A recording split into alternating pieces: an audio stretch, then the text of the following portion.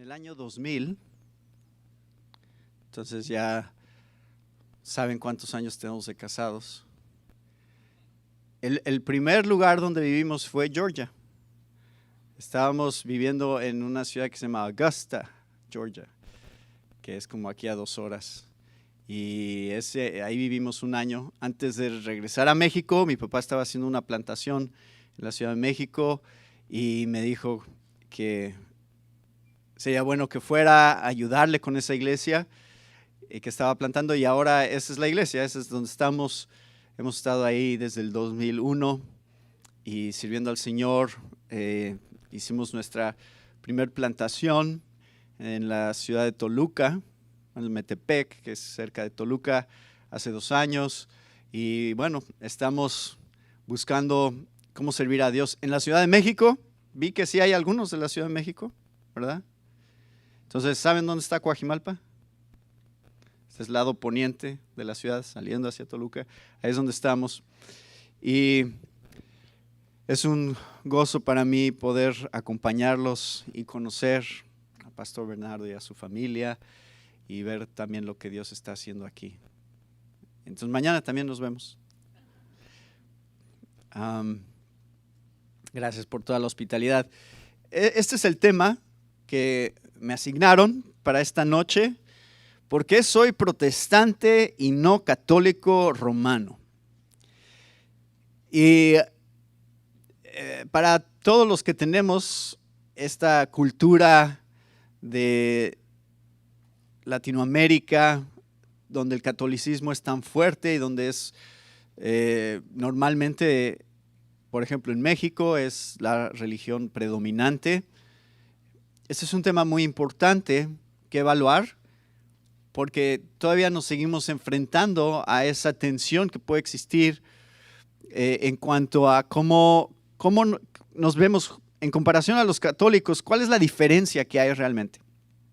Ahora déjenme contarles un poquito de mi familia inclusive, porque creo que eso les ayuda a entender por qué este tema también es significativo para mí.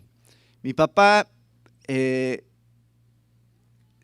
su mamá de mi papá, mi abuelita, ella creció en un hogar cristiano, en una ciudad de Veracruz que se llama Orizaba, y ella en algún momento de su juventud se fue a vivir a la Ciudad de México. Estando en la Ciudad de México, se enamoró de un militar que no era cristiano protestante, era católico, y se casó con él.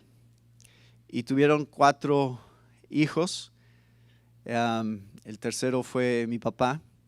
Y ellos vivieron una tensión muy fuerte cuando mi abuela se dio cuenta que ella quería instruirlos en el camino del Señor en una iglesia evangélica. Y a mi abuelo eso lo hizo enojar mucho, al grado que se terminaron separando. Y cuando se separaron, mi abuelita se llevó a la hermana mayor de mi papá y al hermano menor de mi papá. O sea, a la mayor y al menor se los llevó ella para vivir con ella, y mi papá y su hermano mayor se fueron con su papá. Mi papá hizo su primera comunión y esta tensión que había entre mi abuelo y mi abuela fue tan grande, era tanta la convicción de mi abuelo cuando se separaron acerca del catolicismo, que le dijo a mi abuela: solamente muerto mis hijos van a ir a una iglesia cristiana. Eso le dijo a mi abuela. Solamente muerto mis hijos van a ir a una iglesia evangélica. Y 2 semanas después le dio un infarto. Y mi papá tenía 9 años cuando eso sucedió. Y entonces se fueron con mi abuela y empezaron a ir a la iglesia cristiana. Todo eso es lo que Dios usó en la vida de mi papá. que por cierto mi papá falleció en el 2018. Por eso a veces es un poco emocional para mí hablar de la historia de la familia, pero Dios usó eso, ellos empezaron a ir a la iglesia cristiana y mi papá se aferraba a su fe católica. Y él decía, no, mi papá fue católico, yo voy a seguir siendo católico. Y cuando tenía como 16 años, finalmente rindió su vida al Señor. Entonces, este es un poco el trasfondo para mí de este tema. Es significativo porque tiene que ver con la historia de mi familia y de lo que Dios hizo en la vida de mi papá específicamente.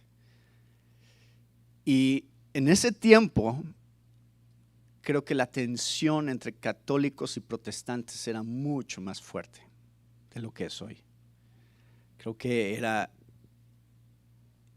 de lo que yo sé, el cura le aconsejaba a mi abuelo separarse de mi abuela porque la consideraban como una hereje.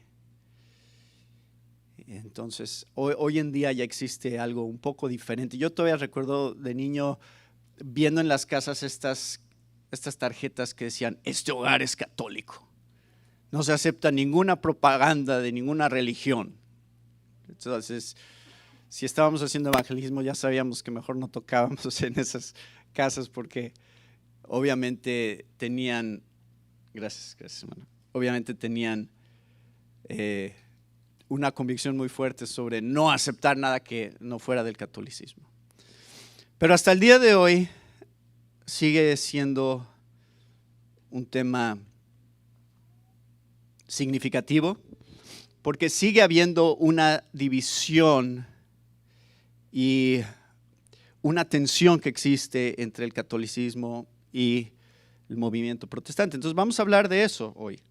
Martín Lutero dijo que el evangelio tiene que ser defendido en cada generación.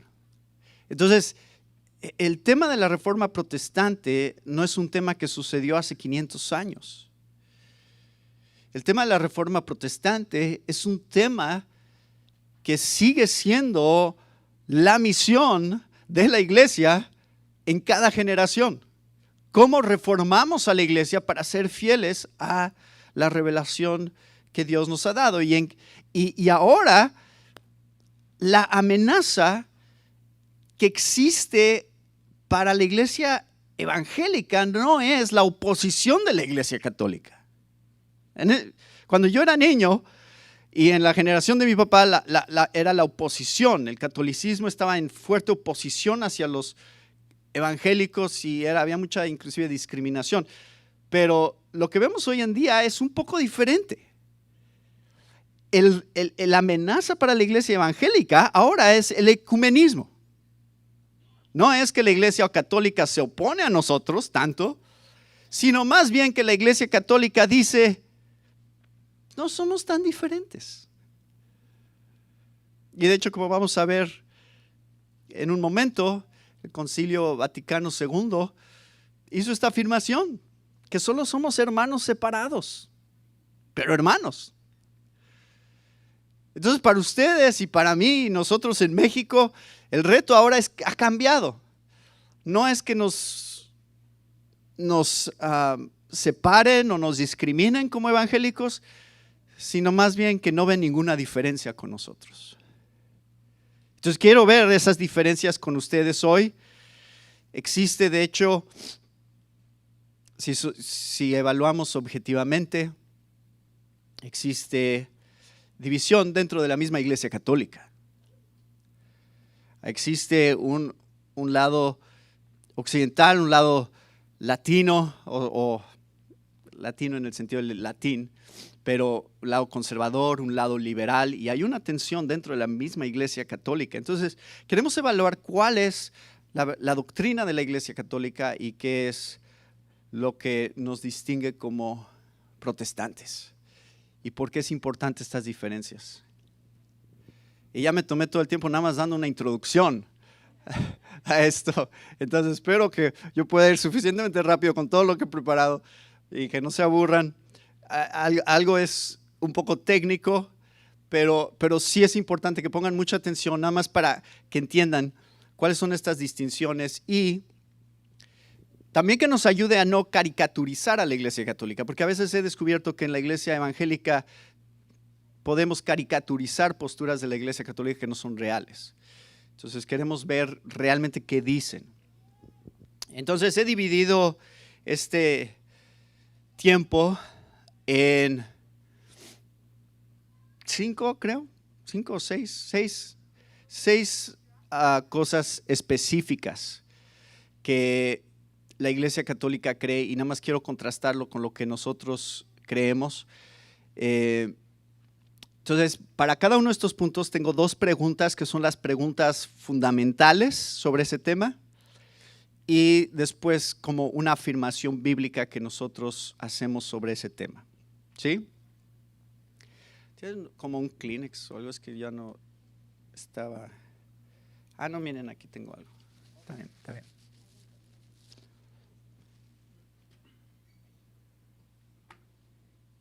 Es que su pastor no llora tanto como yo.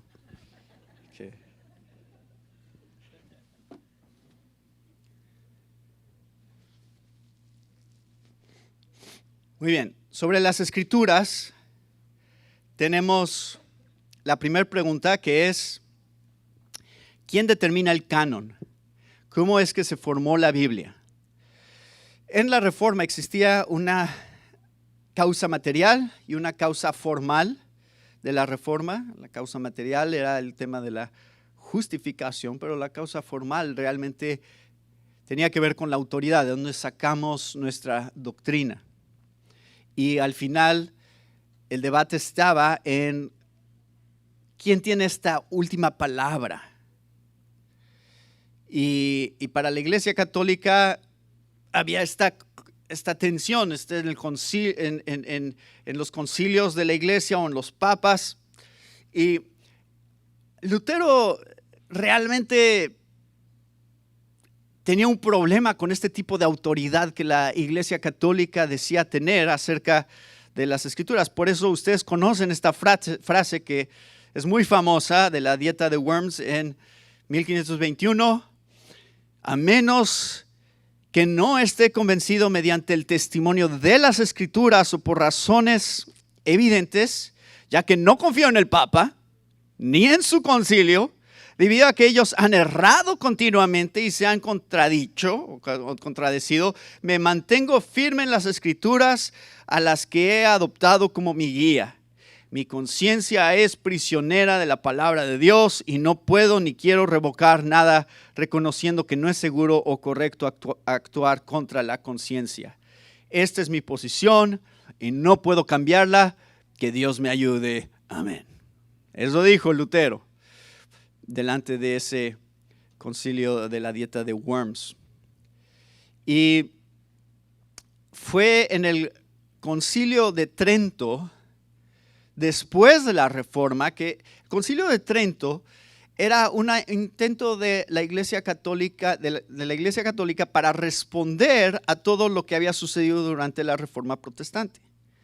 Entonces, en el Concilio de Trento establecieron lo siguiente: dijeron, el Evangelio, desde antes prometido en la Divina Escritura por los profetas, fue promulgado primeramente de su propia boca por Jesucristo, Hijo de Dios y Señor nuestro, y mandó después a sus apóstoles que lo predicasen a toda criatura, como fuente de toda verdad conducente a nuestra salvación y regla de costumbres,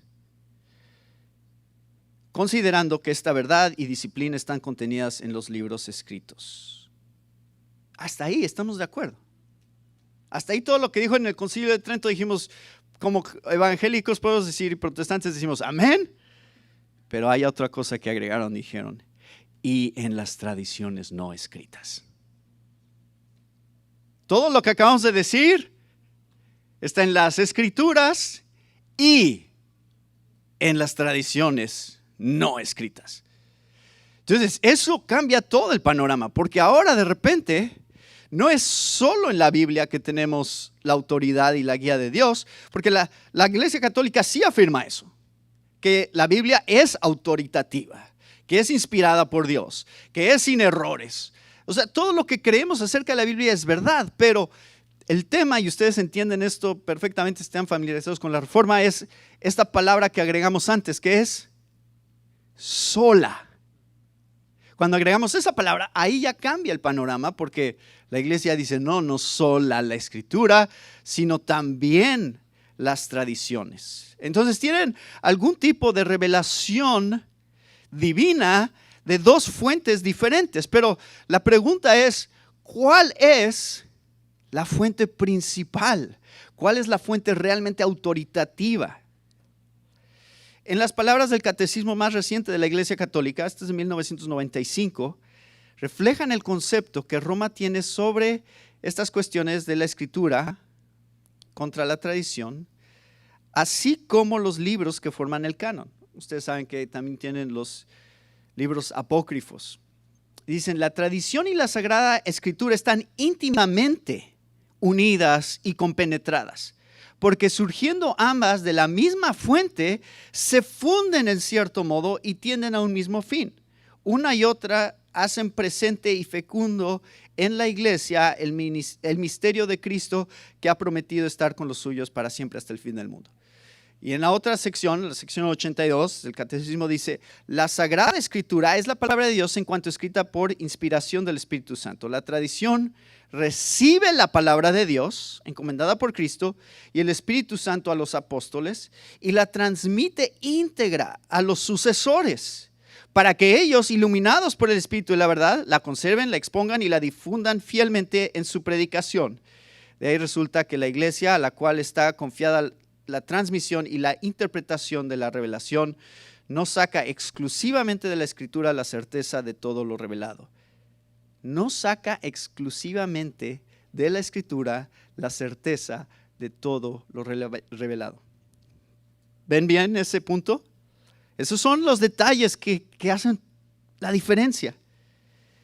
Y así, las dos, o sea, la Escritura y la tradición, se han de recibir y respetar con el mismo espíritu de devoción.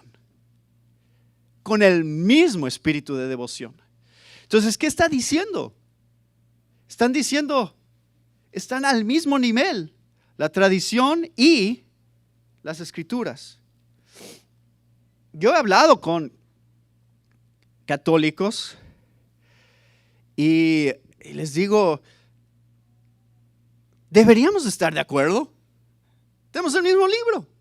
Digo, yo sé que agregaron los libros apócrifos y ese es otro tema, no me voy a meter en eso, no tenemos tiempo, pero en esencia tenemos el mismo libro, tenemos el mismo mensaje. ¿No podríamos sentarnos a hablar qué dice este libro? Y llegar a conclusiones.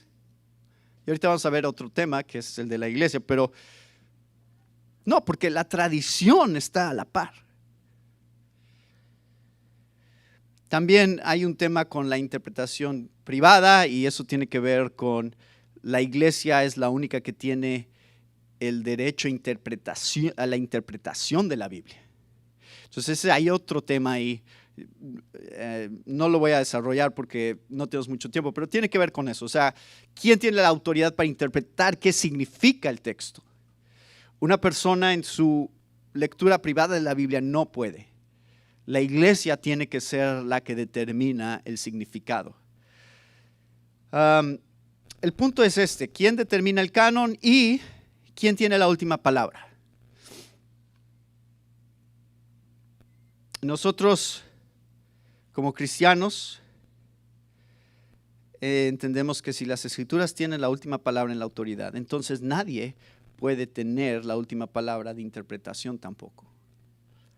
Porque la escritura tiene la última palabra y cualquiera, guiado por el Espíritu Santo, que lee la palabra y entiende su mensaje, está interpretándola correctamente y no necesita a la iglesia para dar la interpretación. Debe de haber unidad en cuanto a los temas centrales y eso es lo que ha pasado en la iglesia protestante. Hay unidad sobre los temas centrales que comunica la Biblia. En donde hay diferencias es en temas secundarios. Ahora, esta es mi conclusión sobre este punto. Todos nos sometemos a una autoridad final y la pregunta es ¿cuál es esa autoridad? Pero en cada uno de estos puntos no quiero nada más dejarlos pensando, sí, esos católicos, qué mal están, ¿cómo no lo ven? Porque creo que cada uno de estos puntos también reta a la iglesia evangélica de hoy. ¿Recuerden lo que dijo Lutero? Cada generación necesita estar buscando reformarse. Cada generación. Lo cual significa que nosotros tenemos que ver hacia adentro también. No nada más hacia afuera y decir ellos, sino ver hacia nosotros y decir nosotros tenemos un reto cuando evaluamos este tema de las Escrituras. Realmente sí decimos que creemos en sola Escritura, que esta es nuestra autoridad, pero así es como vivimos como iglesia en realidad, como que esta es nuestra autoridad. Muchas iglesias que se dicen ser protestantes, que se dicen ser evangélicas, no tienen este libro como su autoridad en realidad. Porque los pastores o los predicadores usan este libro para lo que llamamos el fenómeno del predicador ebrio. ¿Saben cuál es el fenómeno del predicador ebrio? La ilustración es esta. Si tú vas caminando por la calle y te encuentras con un poste de luz, si tú estás borracho, ¿para qué llegas a ese poste de luz? Para recargarte. Ahora, los que diseñaron esta ciudad no dijeron, vamos a poner unos postes ahí para que cada vez que haya un borracho tenga donde recargarse, ¿verdad? Ese no es el propósito de los postes de luz. ¿Para qué fueron puestos ahí? Para dar luz. Entonces, el síndrome del predicador ebrio es el predicador, y hay bastantes de estos en iglesias cristianas, protestantes, que usa la Biblia no para iluminación, sino para apoyarse. No para lo que fue diseñada, sino para lo que Él quiere que haga. Eso no es sola Escritura. Sola Escritura es cuando nosotros dejamos que el texto comunique el mensaje que fue diseñado para dar. Bueno, ya me estoy dando cuenta que voy demasiado lento. Número 2. La justificación. Este es otro tema que tenemos diferencia con la Iglesia Católica. De hecho, esto, como les decía, es en realidad el tema que motivó toda la reforma. Lutero dijo que la doctrina de la justificación por fe solamente es el artículo sobre el cual la Iglesia se para o cae. En la Iglesia Católica, en el sacramento del bautismo, la gracia es infundida al alma del que está siendo bautizado. Entonces es como que la justicia de Dios está siendo puesta dentro del creyente, que tiene que cooperar con esa gracia que está siendo dada a él o siendo infundida en él. Ese es el término que usan, esta frase cooperare et assentare. Tiene que cooperar y asentir con esa gracia que está siendo dada. Y el punto de la Iglesia Católica es que esto es algo que Dios sí te da, pero entonces tú tienes que cooperar para que al final tú puedas ser justificado. Entonces esa gracia se te da a través del bautismo, y si tú cooperas, entonces al final Dios puede ver tu vida y decir, sí, efectivamente eres un hombre justo. Y en realidad es tu justicia. Por otro lado, en la Reforma Protestante, y esto es lo que Lutero debatía, es no, Nuestra justicia no es infundida a nosotros, o la justicia no es infundida a nosotros, la gracia no es infundida a nosotros, la justicia es imputada a nosotros. Es decir, es una justicia ajena, es la justicia de Cristo sobre de nosotros, de tal manera que podemos ser declarados justos desde el momento de la fe. No necesitamos pasar por un proceso para que al final Dios diga, sí, comprobaste ser justo, así que te justifico. Sino que desde el principio Dios puede ver a Jesús y decir, justo. Esa era la diferencia y sigue siendo la diferencia. Algunos dicen que a veces esto es donde entra la mala interpretación de la Iglesia Católica. Hay personas que dicen, no, es que los cristianos creemos en que somos salvos por fe y la Iglesia Católica cree que somos salvos por obras. No es en realidad así. O sea, sí cree la Iglesia Católica que somos salvos por fe, a través de la gracia, a través del sacrificio de Cristo. Sí creen eso. El tema es cómo se da ese proceso. Esa es donde está la diferencia entre católicos y protestantes.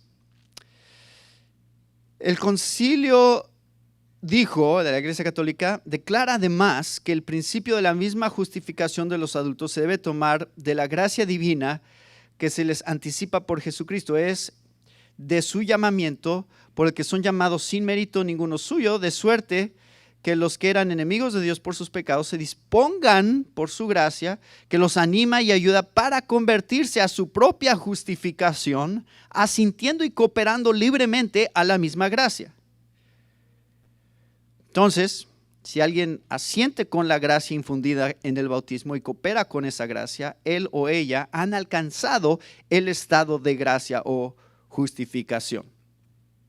Ahora, esta justificación, aquí es donde empiezan a ver estas diferencias. Esta justificación se puede, la Iglesia Católica tiene estas dos categorías, pecados veniales y pecados mortales. A través de un pecado mortal se puede perder esa gracia y esa justificación. Juan Calvino en el siglo XVI criticó esta distinción que hacía la Iglesia Católica Romana entre pecados veniales y mortales. Calvino no negaba el hecho de que hubiera diferentes grados de pecado, notando que el Nuevo Testamento reconoce que algunos pecados son más serios que otros. Pero Calvino dijo que todo el pecado es mortal en el sentido de que merece la muerte. En la creación, Dios le dijo a Adán y Eva que no comieran del fruto del árbol del conocimiento del bien y el mal, porque el día que de él comieres ciertamente morirán. De igual forma, Dios dijo a través del profeta Ezequiel, el alma que pecare, de cierto morirá. Esto significa que aún el pecado más pequeño es un acto de traición en contra de la ley de un Dios soberano y por lo tanto merece la muerte. Pero Calvino dijo, además, que aunque todo pecado es mortal en el sentido de merecer la muerte, ningún pecado es mortal en el sentido de destruir la gracia salvífica que recibe un cristiano al ser justificado. Ahí está la diferencia. Este es el punto. Y por supuesto ustedes conocen Romanos 3, 19 al 26, que establece esta justicia externa, justicia de Cristo a través de la fe, donde Pablo dice, sabemos que cuanto dice la ley, lo dice a los que están bajo la ley, para que toda boca se caiga y todo el mundo sea hecho responsable ante Dios, porque por las obras de la ley ningún ser humano será justificado delante de él.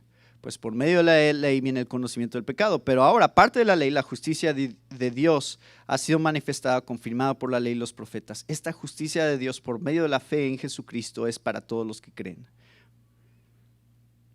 Y al final dice, todos son justificados gratuitamente por su gracia, por medio de la redención que es en Cristo Jesús, a quien Dios exhibió públicamente como propiciación por su sangre, a través de la fe, como demostración de su justicia, porque en su tolerancia Dios pasó por alto los pecados cometidos anteriormente para demostrar en este tiempo su justicia, a fin de que Él sea justo y sea el que justifica al que tiene fe en Jesús.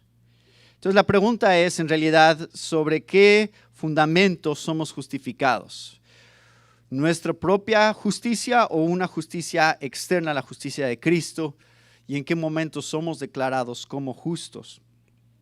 Martín Lutero dijo una frase en latín que por ahí estaba la calcomanía de esta frase: simul justus et peccator, que significa al mismo tiempo justos o justificados y pecadores.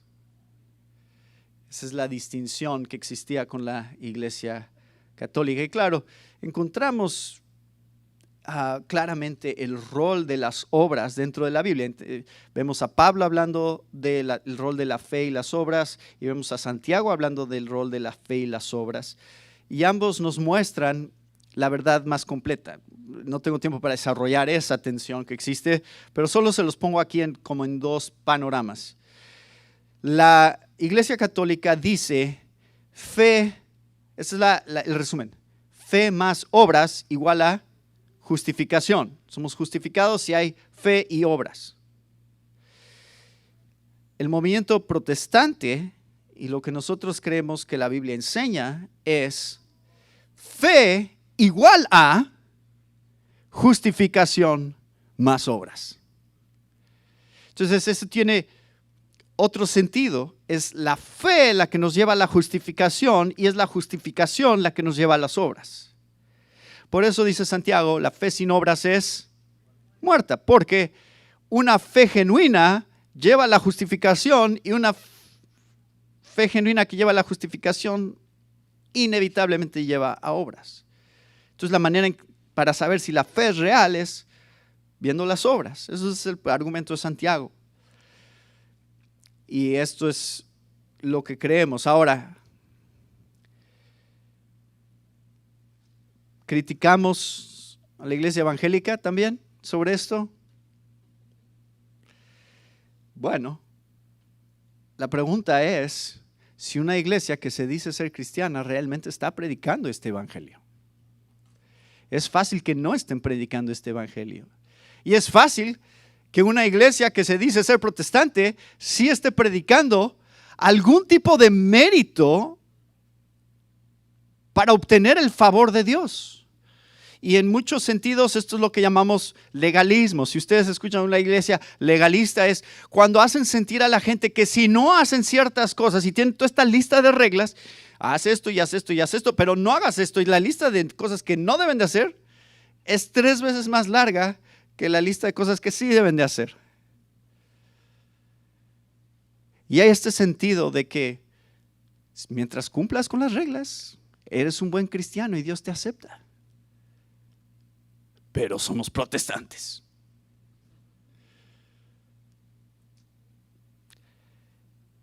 Y por el otro lado, puede haber iglesias que practican lo que llamamos el liberalismo. Y en el liberalismo, ¿qué hacen? Ignorar el rol de las obras. Y si las obras no importan, Dios te perdona. Y puedes vivir bajo la gracia de Dios. Y minimizan la importancia de la santidad dentro de la iglesia. Y minimizan la gravedad del pecado.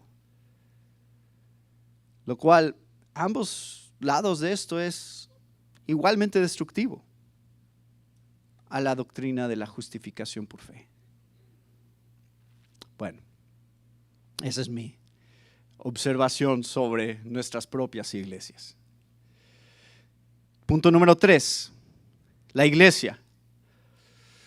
Voy a ir rápido con porque aquí es donde quiero simplemente que vean, hay 2 preguntas nuevamente: ¿qué constituye una iglesia y cuál es la misión de la iglesia? En el Concilio de Florencia, que fue en 1431 a 1445, la Iglesia Católica restituyó la necesidad de ser parte de la iglesia visible para experimentar la salvación. Este concilio declaró que todo aquel que no esté dentro de la Iglesia Católica, no solo paganos, sino también judíos o herejes y cismáticos, somos nosotros, no pueden ser parte de la vida eterna, sino que irán al fuego eterno que está preparado para el diablo y sus ángeles, a no ser que antes de su muerte se unieran con ella, o sea, con la iglesia. Sin embargo, hubo dos concilios, Vaticano I y Vaticano II. En el Vaticano II hubo un esfuerzo en Concilio de Trento y todavía en Vaticano I somos llamados herejes, que los que no estamos dentro de la Iglesia Católica somos herejes y no hay salvación para nosotros. Pero Vaticano II, que no tiene tanto tiempo, es 1965 creo, por aquí lo tengo apuntado. Ahora ya nos llaman hermanos separados. Y aquí ponen toda una categoría de otras religiones y otros tipos de fe que sí pueden alcanzar salvación. Otra vez, mediante ser personas rectas y justas y que de alguna manera experimentan la gracia de Dios. Y entonces la Iglesia Católica ahora, oficialmente, después de Vaticano II, está diciendo, no tienes que ser de la iglesia para ser salvo. La cual pone en duda todo el sistema, porque dices, bueno, entonces, ¿para qué existe la Iglesia Católica si puede encontrar salvación en cualquier otro lugar básicamente también? Pero esa es la posición oficial. Roma algunas veces habla de rastros de la iglesia que pueden ser encontrados en otras comunidades. Es decir, nosotros acarreamos rastros de la Iglesia Católica. De acuerdo a este concepto, existen remanentes de la verdadera iglesia en otras iglesias. Aunque no existen iglesias verdaderas como tales, pues solo la Iglesia Católica Romana es el cuerpo místico de Cristo, aún así hay verdad y gracia en otras iglesias y las personas pueden ser salvas ahí también. Entonces, si ustedes quieren debatir con un católico muy firme en su catolicismo, puede decir, pues tu iglesia dice que yo puedo ser salvo fuera de la iglesia, entonces, ¿cuál es el problema? Que yo sea evangélico. Si me voy a salvar también. Y ahí se acaba el debate. Entonces, tengo aquí el texto de Vaticano II, pero ese es el punto. La iglesia realmente ha afirmado. Sin embargo, dice que la iglesia realmente fue establecida por Dios como la Iglesia Católica Romana. Nosotros creemos que la iglesia es la familia de la fe. Les podría leer algunas confesiones como la de Westminster o a lo mejor la Confesión Bautista de 1689, pero el punto es, el término de iglesia es muy simple. La iglesia es donde aquellos que han conocido la gracia de Dios en la salvación se reúnen como una familia. Ya. No tiene que haber todas estas jerarquías y concilios y sucesiones para que la iglesia pueda ser establecida. Y por eso es que existen tantas denominaciones dentro del protestantismo, es porque hay un cierto grado de autonomía que se da en el concepto de lo que significa ser iglesia. Ahora, mi crítica hacia la iglesia evangélica. Cada uno de estos puntos termino con mi propia observación acerca de nosotros mismos. Así como la iglesia católica, por lo menos en algún tiempo decía y afirmaba, no hay salvación fuera de la iglesia. En la iglesia evangélica también podemos ser muy divisivos cuando se trata de otras iglesias y denominaciones. Y hay iglesias que actúan como que no hay salvación fuera de nuestra iglesia. Todos esos otros iglesias son herejes y nadie es salvo. Entonces sí existe esta tendencia sectarista dentro de la iglesia evangélica, donde perdemos de vista lo que nos une y nos enfocamos más en lo que nos divide. Y que muchas veces lo que nos divide, que están haciendo muy, muy grande, son cosas secundarias. A lo mejor como el bautismo o algunas cuestiones de cómo se establece el liderazgo de la iglesia o el estilo de la alabanza o otro tipo de cosas que no deberían de dividir a la iglesia cristiana porque son cosas secundarias. Bueno, número 4, los sacramentos. La pregunta inicial sobre los sacramentos es: ¿cuántos sacramentos hay? La Iglesia Católica dice, ¿saben cuántos? 7. 7 sacramentos fue fijado por Roma en el Segundo Concilio de León, 1274, en el Concilio de Florencia y en el Concilio de Trento. O sea, ahí en estos concilios se afirmaron que son 7. Entonces, desde el siglo XIII, la Iglesia Católica ya tenía estos 7 sacramentos, y la razón detrás de estos 7 sacramentos, así como la selección de ellos, fue percibida como análoga al concepto medieval de las 7 etapas de la vida. Eso quiere decir que hay una gracia sacramental para cada etapa de la vida. El sacramento para la etapa inicial de la vida es el bautismo, cuando nacen. Cuando la persona pasa a la niñez, de la niñez a la juventud, está el sacramento de la confirmación, o la primera comunión. Cuando la persona se casa, y el sacramento del matrimonio.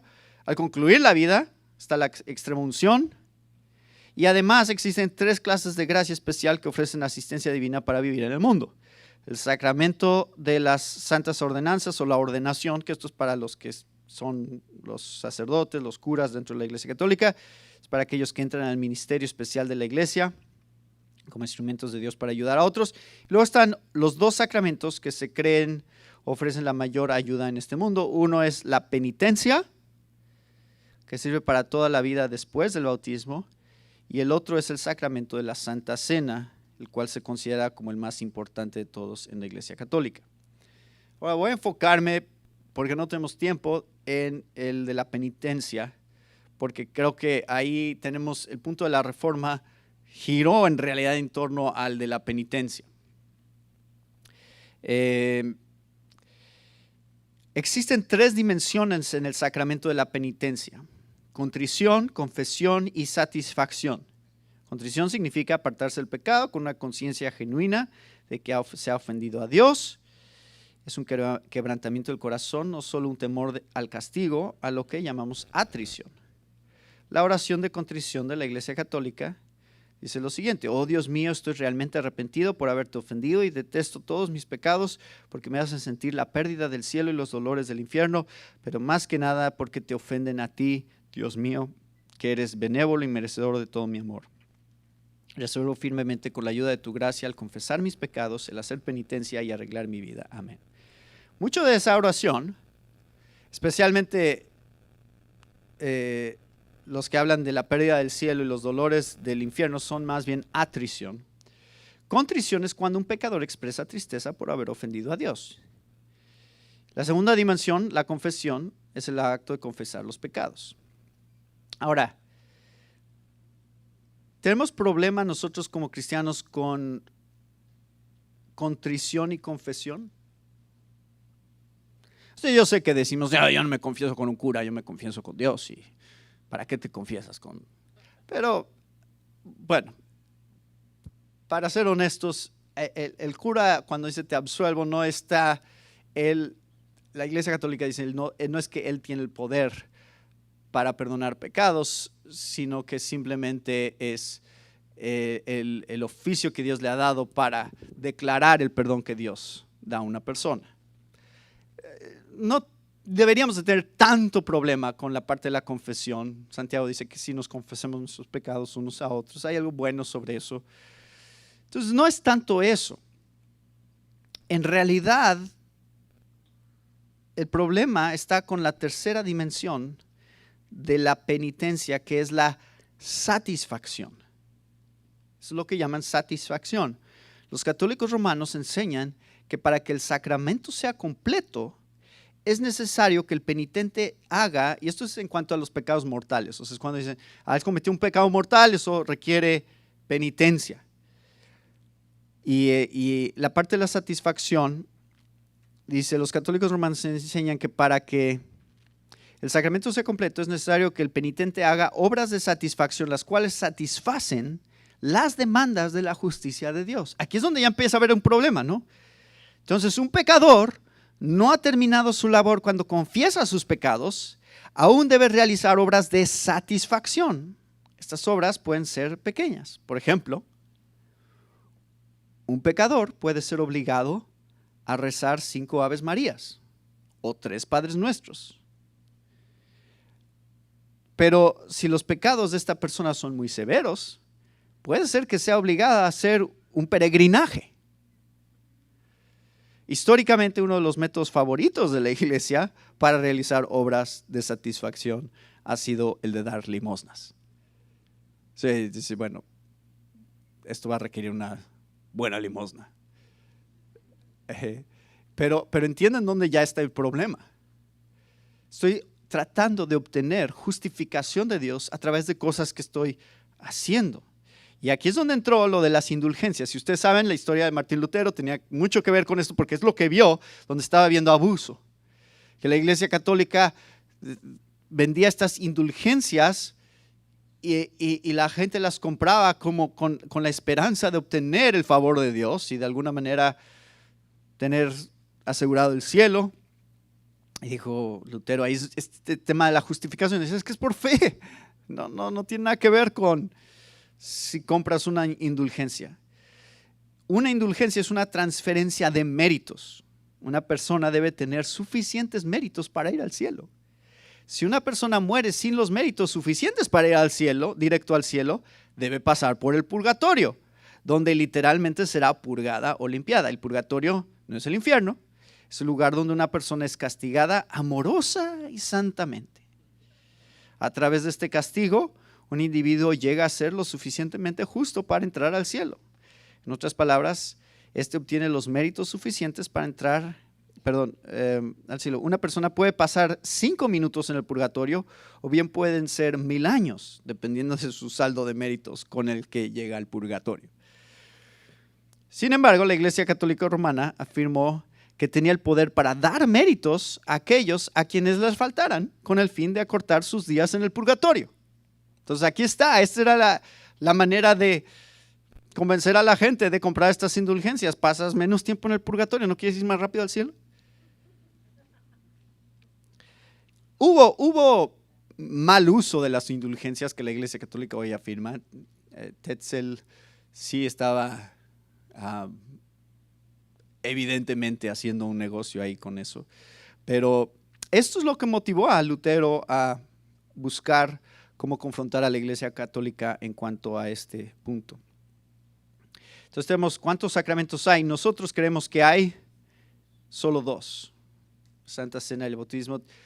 No me voy a meter en los detalles, otra vez no tenemos tiempo, pero ¿cuál es la diferencia entre lo que nosotros creemos que es el bautismo? ¿Cuál es la diferencia que nosotros creemos sobre la Cena del Señor? El punto es que los sacramentos son medios de gracia, sí. Pero al principio de la vida del creyente, establecido en el Nuevo Testamento, es bautismo, y a lo largo de la vida del creyente, en repetición continua, está la Santa Cena.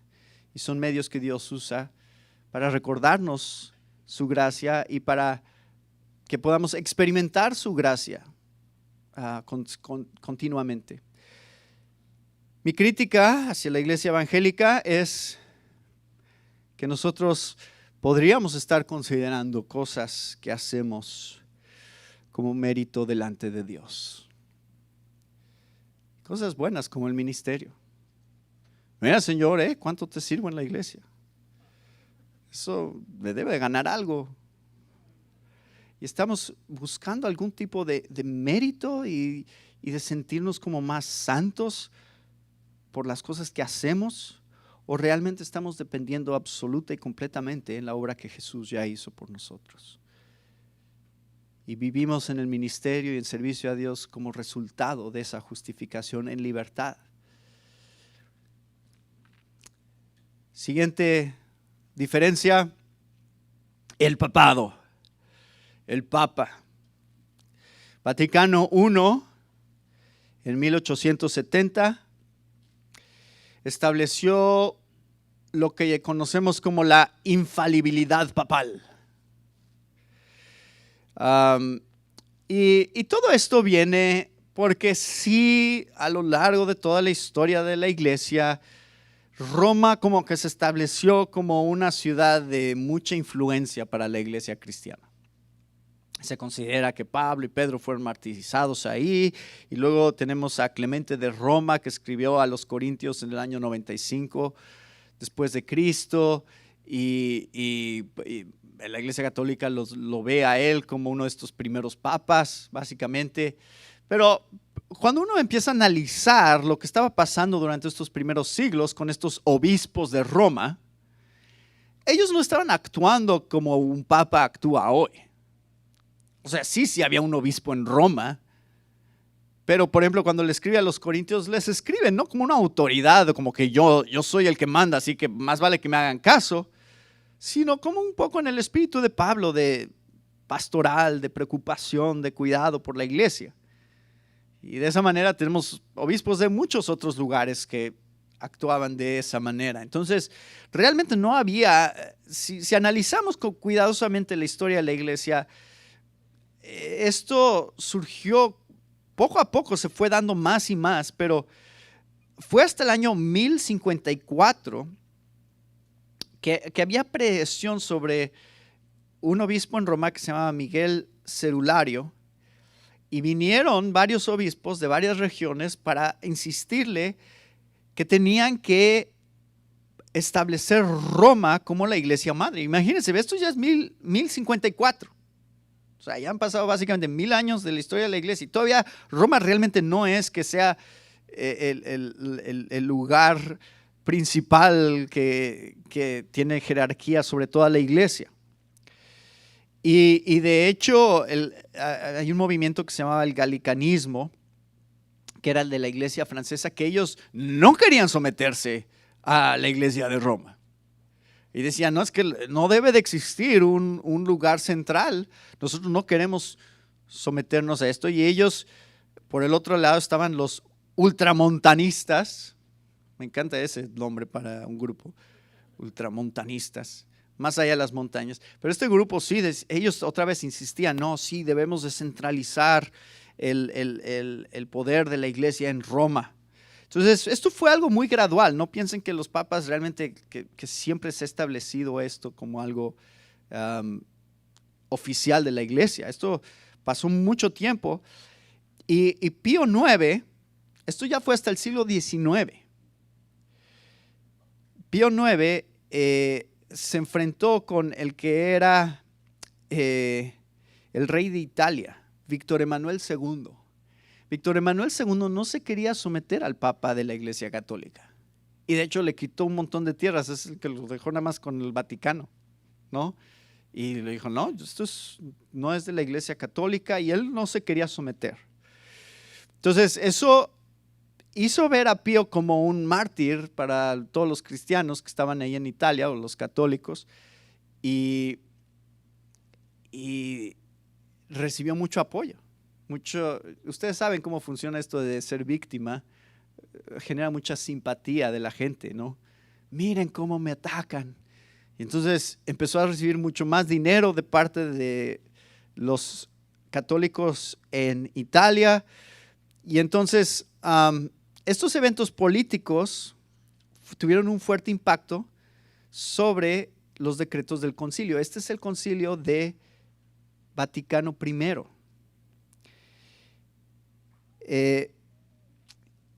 Porque como el rey se había rehusado a doblegarse ante el Papa, esta oposición del rey tuvo el efecto de crear una enorme simpatía del pueblo católico por Pío, y fueron creadas campañas financieras y todo, y entonces recibió apoyo y veneración del pueblo católico. Entonces, cuando Pío convocó el Vaticano I en 1869, esto fue como 10 años después de que empezó esta oposición del rey, el papado estaba bajo amenaza de las autoridades seculares, pero contaba con el apoyo del pueblo.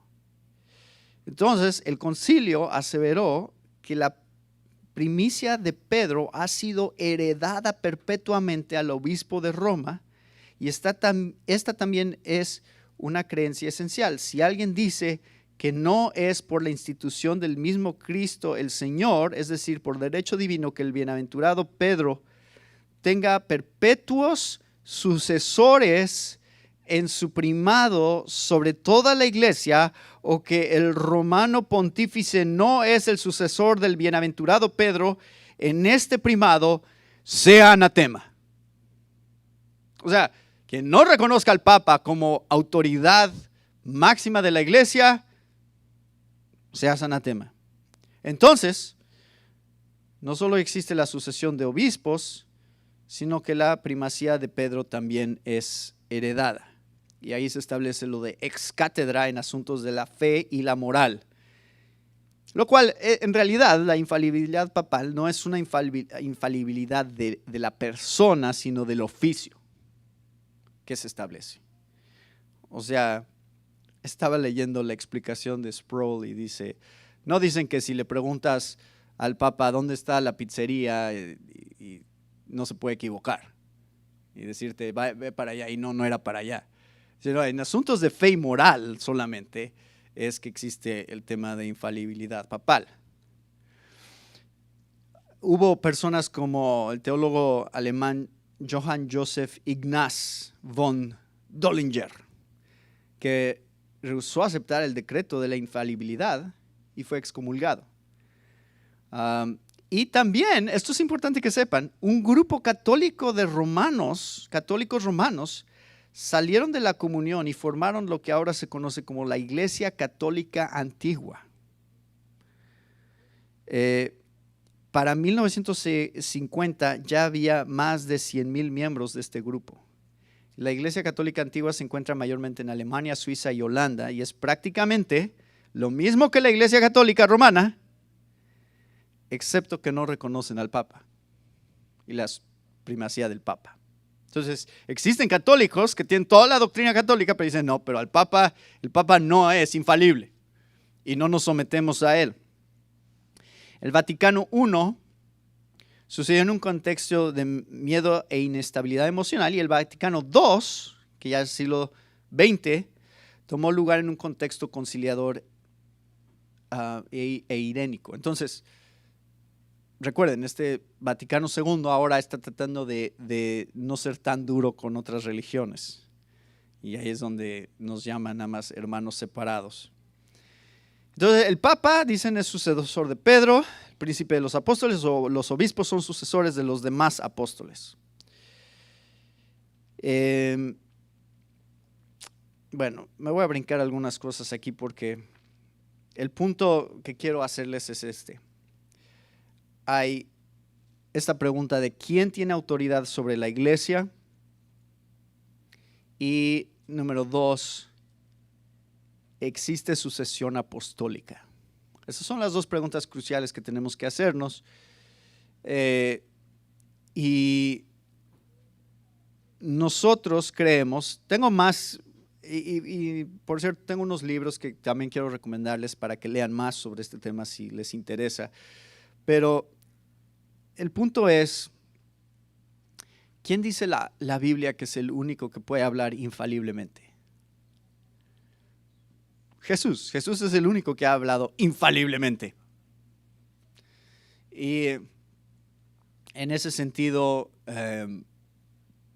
la infalibilidad papal es problemática. Pero, ¿quién tiene autoridad sobre la iglesia? Cristo. Cristo es el que tiene autoridad sobre la iglesia. Ningún hombre puede tenerla porque, como dice Pablo, 1 Corintios 11 y en otros lugares, ¿quién es cabeza de la iglesia? Cristo. O sea, los mismos apóstoles establecieron eso. Ellos no se pusieron como cabeza de la iglesia. Ellos dijeron, Cristo es la cabeza de la iglesia. E inclusive vamos a encontrar a lo largo de toda la Biblia que, aunque sí había un liderazgo de Pedro, definitivamente tuvo un rol de liderazgo dentro de la primera iglesia. Pero nunca otros lo reconocieron en el mismo sentido en el que la iglesia reconoce a los papas. Es una cosa decir que alguien es un líder, es otra cosa que alguien diga, este líder es líder supremo. Inclusive si ustedes leen lo que pasa en el Concilio de Jerusalén en Hechos 15, aunque está Pedro ahí, habla, y Pablo también habla, quien parece tener más autoridad allí es Jacobo. ¿Se acuerdan? Como que Jacobo es el que tiene la última palabra y dice, ok, esta es la conclusión, en esto quedamos. Entonces, y algo que me llama la atención, nada más les leo este pasaje, 1 Pedro 5, versículo 1, dice, por tanto, esto es Pedro hablando, a los ancianos entre ustedes exhorto yo, anciano como ellos, y testigo de los padecimientos de Cristo. Pero ¿no es interesante que él nunca dice, y acuérdense que Cristo me puso a mí a cargo, sobre de los ancianos? No, él dice, a los ancianos les digo, yo, anciano como ustedes. Eso es interesante, que el mismo Nuevo Testamento está planteando cómo otros veían a Pedro y cómo Pedro se veía a sí mismo. Bueno, nos podemos meter a Mateo 16 y otras cosas, no tenemos tiempo nuevamente, pero la iglesia sí debe tener un liderazgo, ¿qué? Local. O sea, sus pastores, diáconos, es un liderazgo de hombres que solamente están modelando cómo se vive la vida cristiana. Dice que ya me estoy metiendo en el tema de el celibato. Eso es otro tema, pero bueno, Dios ha establecido líderes.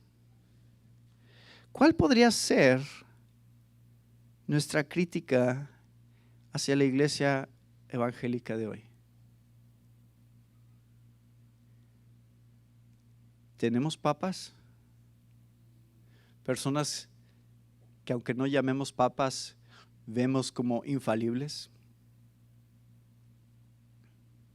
Y hay iglesias que tienen apóstoles y profetas y los tratan como la Iglesia Católica trata al Papa. Porque dicen, Dios me dijo. Y al momento en que Dios le dice algo, nadie puede cuestionarlo. Pues Dios le dijo. ¿Cómo voy a contradecirlo? Entonces, no estamos lejos de un sistema de papado dentro de la iglesia cristiana, en donde se exalta una persona y una persona se vuelve infalible para la iglesia, donde no puede ser cuestionada y no puede ser contradecida. Y la iglesia los escucha como si estuvieran escuchando a Dios. Bueno, esa es mi crítica. Último punto. María.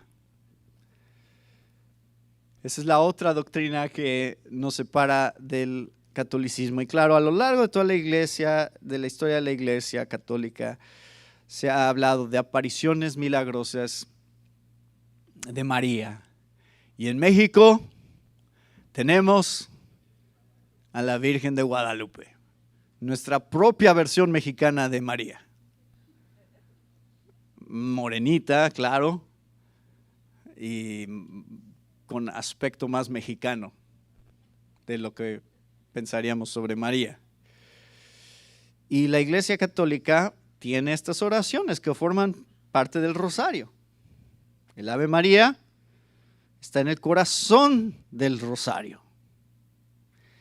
La oración tradicional dice: Dios te salve María, llena eres de gracia, el Señor es contigo, bendita tú entre todas las mujeres y bendito el fruto de tu vientre, Jesús. Bueno, hasta ahí, ¿tenemos problema? Bueno, es tomado de la Biblia, básicamente, todas esas frases. El problema sigue con lo que viene. Santa María, Madre de Dios, ruega por nosotros, pecadores, ahora y en la hora de nuestra muerte. Amén. A ver, estaba esperando a ver si alguien decía amén ahí. Nada más por inercia. Qué bueno, fue buena prueba. Bueno, ustedes saben que también se ha dado controversia en torno a esta frase, Madre de Dios. Recientemente, ahí si siguen algo de las controversias teológicas del mundo reformado, salió a la luz este tema de Teótokos, ¿no? Y de qué significaba Madre de Dios. Y claro, sí, eso fue establecido en el Concilio de Éfeso en 431, que significa Madre de Dios, y fue ratificado en el Concilio de Calcedonia. ¿Pero qué quiere decir? Bueno, en el tiempo en que se llevó a cabo el Concilio de Éfeso, Theotokos se refería a que María era la Madre de Dios, pero no en el sentido de que Jesús hubiera recibido su naturaleza divina por parte de María. Simplemente significaba que María, siendo la madre de Jesús, era la madre de Dios. En ese sentido, Jesús es Dios y María es su madre, hablando de su naturaleza humana. Creo que Miguel Núñez, ese era su punto, pero bueno, ahí la gente estaba molesta porque Madre de Dios es un término histórico que sí podemos usar, pero en el sentido en el que estoy mencionándolo ahorita.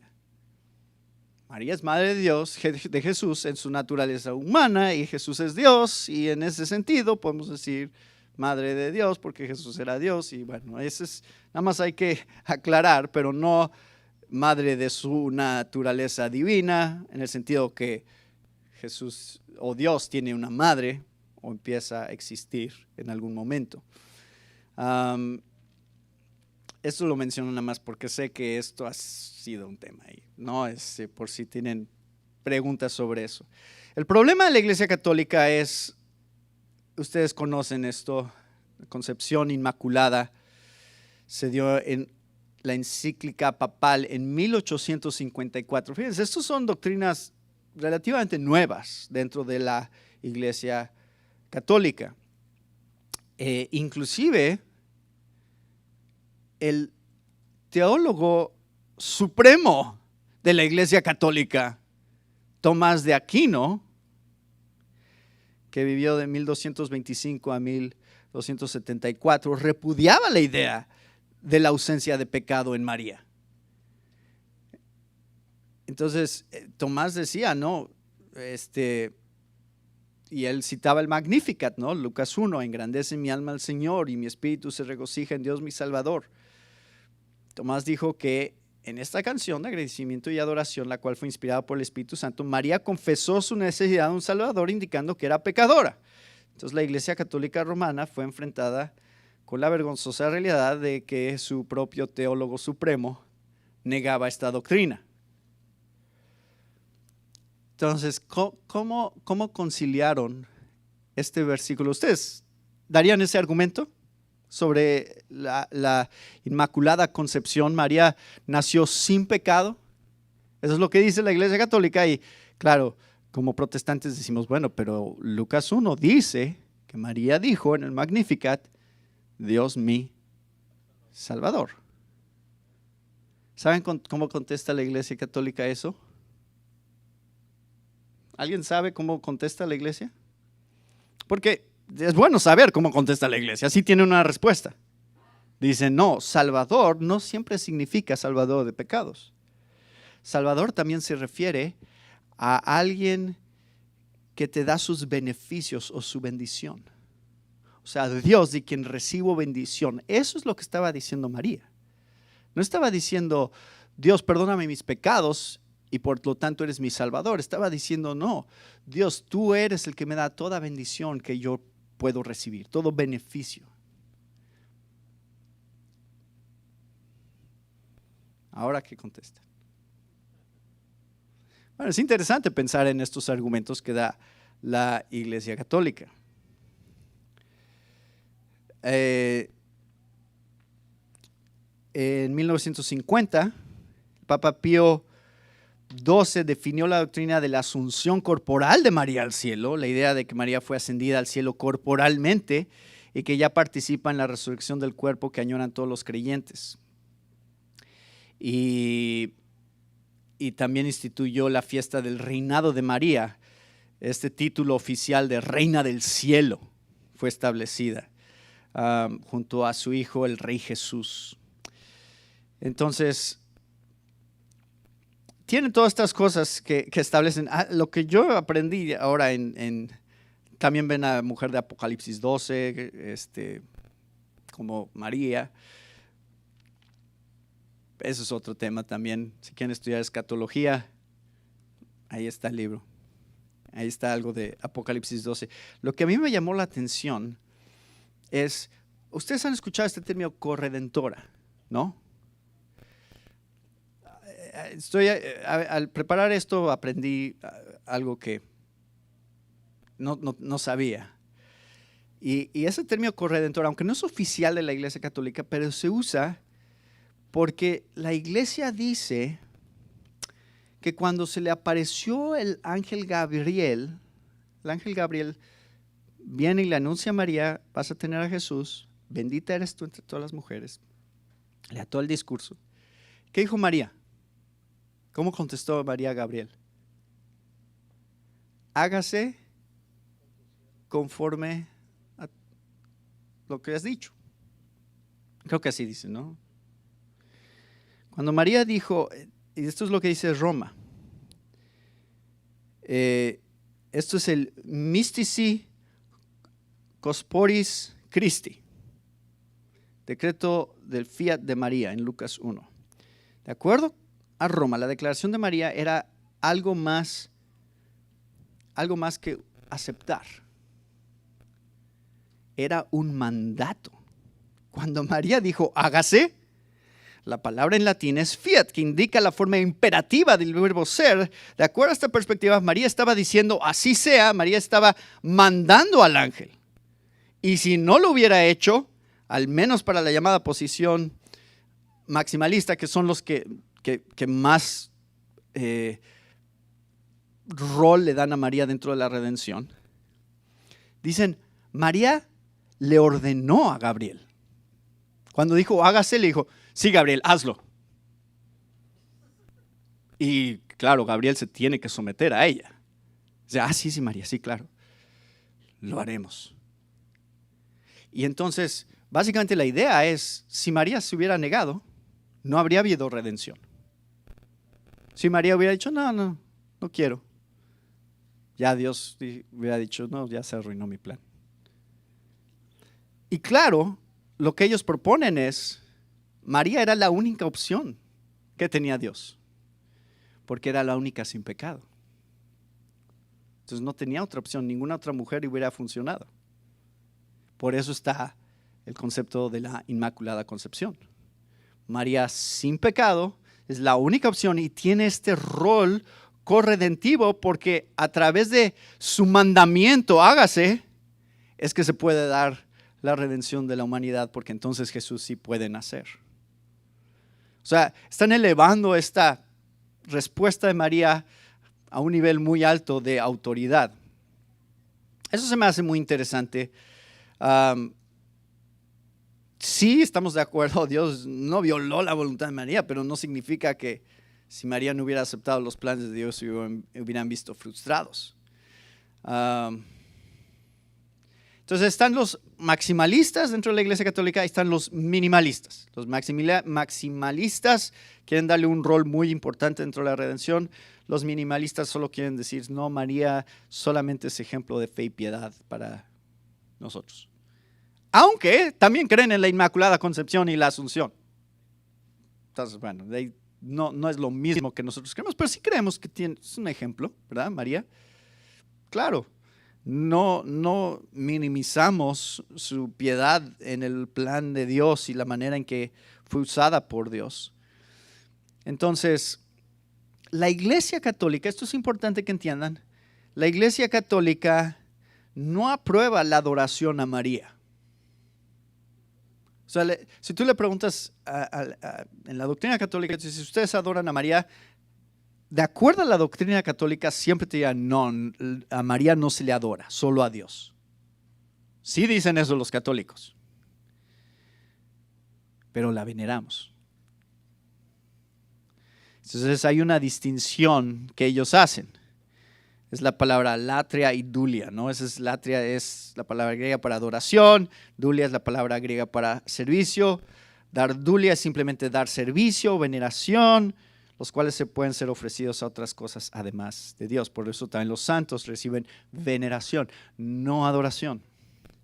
Y yo sé que en Estados Unidos se ve a veces un poco diferente, pero yo puedo decirles, yo que vivo en México, la gente sí adora a María. O sea, la adoración a María es evidente. Tú puedes decir que no adoras algo, pero si en la práctica tú pones tu fe y tu esperanza en una cosa que no es Dios, como si fuera Dios, eso es idolatría. Los cristianos podemos tener ídolos, poner nuestra esperanza en cosas que no son Dios. Sí, nosotros tenemos esa tentación todo el tiempo. No tenemos a María, pero tenemos un trabajo que nos paga buen dinero. Y ahí está nuestra esperanza. O tenemos, para los solteros, esta esperanza de una relación, de alguien que me ame y me cuide y me afirme. Y eso puede ser un ídolo, algo que está ocupando el lugar de Dios en tu vida. Entonces, el hecho de que no tenemos a María y no vemos a María no significa que no podemos caer en la misma dinámica de idolatría en la que cae la Iglesia Católica. Aunque diga que no es idolatría, sabemos que en la práctica lo es.